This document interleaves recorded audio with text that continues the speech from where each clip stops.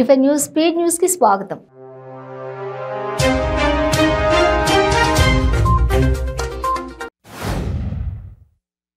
Telugu cinema చరిత్ర సృష్టించింది. Best original song విభాగంలో నామినేట్ అయిన RRR సినిమాలోని నాటు నాటు పాటకు ఆస్కార్ అవార్డు లభించింది. బెస్ట్ ఒరిజినల్ సాంగ్ విభాగంలో నాటు నాటుకు అవార్డు ప్రకటించగానే థియేటర్ దద్దరిల్లిపోయింది.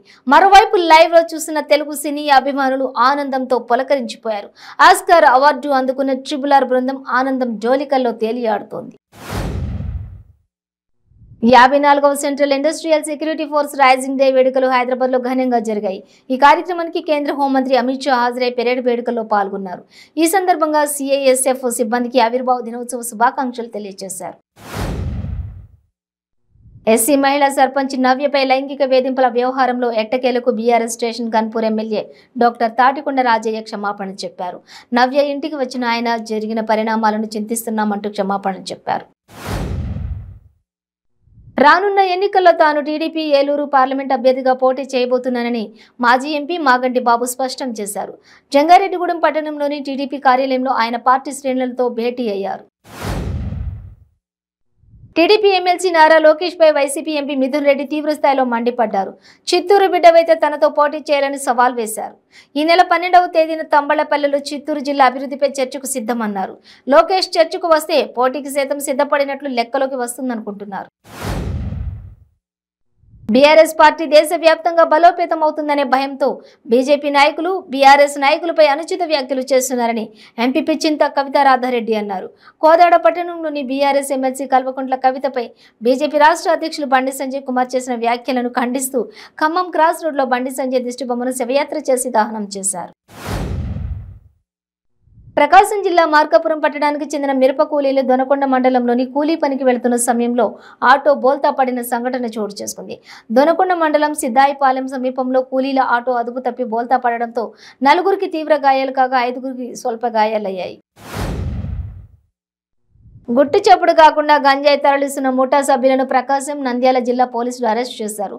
ఒంగోలు డీఎస్పీ కార్యాలయంలో జరిగిన మీడియా సమావేశంలో డీఎస్పీ యు నాగరాజు వివరాలు వెల్లడించారు.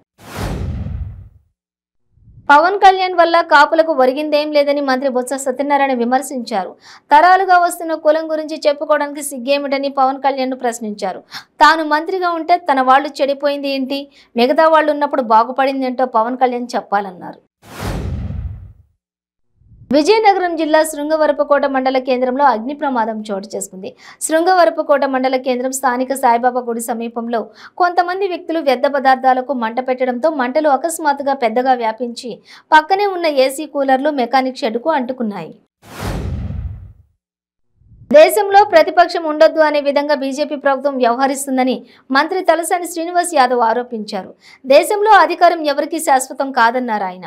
ఈడీ, సిబిఐ వంటి ప్రభుత్వ సంస్థలను బీజేపీ ప్రభుత్వం తమ ఏజెంట్లుగా మార్చుకుందని విమర్శించారు. ఎమ్మెల్సీ కల్వకుంట్ల కవితపై బండి సంజయ్ చేసిన వ్యాఖ్యలను స్పీకర్ పోచారం శ్రీనివాసరెడ్డి ఖండిస్తూ తీవ్ర విచారం వ్యక్తం చేశారు. మహిళలను గౌరవించే దేశం మనదని నోటికొచ్చినట్లు మాట్లాడితే ఆ పదవికి కళంకం తెచ్చినట్లు అవుతుందని పేర్కొన్నారు.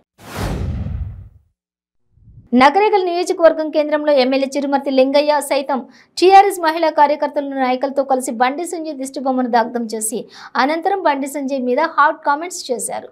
ఈ కార్యక్రమంలో బీఆర్ఎస్ పార్టీ నాయకులు, తమ్ముళ్లు అందరూ కలిసి మీ భార్యలకు ముద్దులు పెడతారు అంటూ కామెంట్స్ చేయడం సోషల్ మీడియాలో వైరల్గా మారింది. ఖమ్మం నగరంలోని ఎన్టీఆర్ చౌరస్తాలో పెట్రోల్ ట్యాంకర్ ఆర్టీసీ బస్సును ఢీకొట్టడంతో బస్సులో ప్రయాణికులకు స్వల్ప గాయాలయ్యాయి. ఏన్కూరు నుండి ఖమ్మం బస్టాండ్కు వస్తున్న పల్లె వెలుగు బస్సు వైరా నుండి వరంగల్ వైపు వెళ్లే పెట్రోల్ ట్యాంకర్ అదుపు తప్పి సిగ్నల్ వద్ద ఢీకొన్నాయి. భర్త వేరొకరితో వెళ్లిపోయి తమను పట్టించుకోవడం లేదని భార్య తన 2 కుమార్తెలతో కలిసి ఆత్మహత్యాయత్నానికి పాల్పడిన సంఘటన మదనపల్లె రూరల్ మండలం చిప్పిలిలో చోటు చేసుకుంది.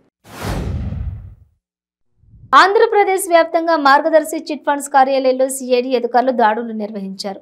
మార్గదర్శి మేనేజర్లు, కీలక అధికారుల ఇళ్లలో సోదాలు చేస్తున్నారు. విజయవాడలో సంస్థ మేనేజర్ శ్రీనివాస్ను సిఐడి పోలీసులు అదుపులోకి తీసుకున్నారు. కర్నూలు జిల్లా డోన్ పట్టణంలో దారుణం చోటు చేసుకుంది. పాతపేటకు చెందిన బాలు, కృష్ణమూర్తులు అన్నదమ్ములు. తెల్లవారుజామున 3 గంటల సమయంలో ఘర్షణ జరగడంతో బాలు తన సోదరుడు కృష్ణమూర్తిపై కత్తితో దాడికి పాల్పడ్డాడు.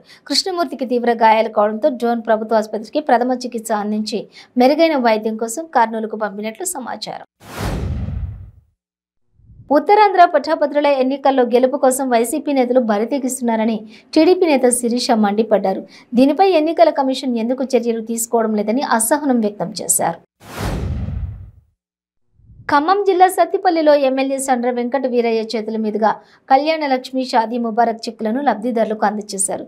ఈ సందర్భంగా ఎమ్మెల్యే సండ్ర వెంకట వీరయ్య మాట్లాడుతూ తెలంగాణ ఏర్పడక ముందు పరిస్థితులు ఎలా ఉన్నాయో ప్రజలు గమనించాలని అన్నారు. శుభ కార్యక్రమానికి హాజరై తిరిగి వస్తుండగా జరిగిన రోడ్డు ప్రమాదంలో తండ్రి కొడుకులు దుర్మరణం చెందారు. ప్రకాశం జిల్లా కనిగిరి వద్ద జరిగిన రోడ్డు ప్రమాదంలో కారు బోల్తా పడింది. కారులో ఉన్న తండ్రి, కుమారుడు మృతి చెందారు. మరో మహిళకు తీవ్ర గాయాలు కాగా ఆమెను ఆసుపత్రికి తరలించారు.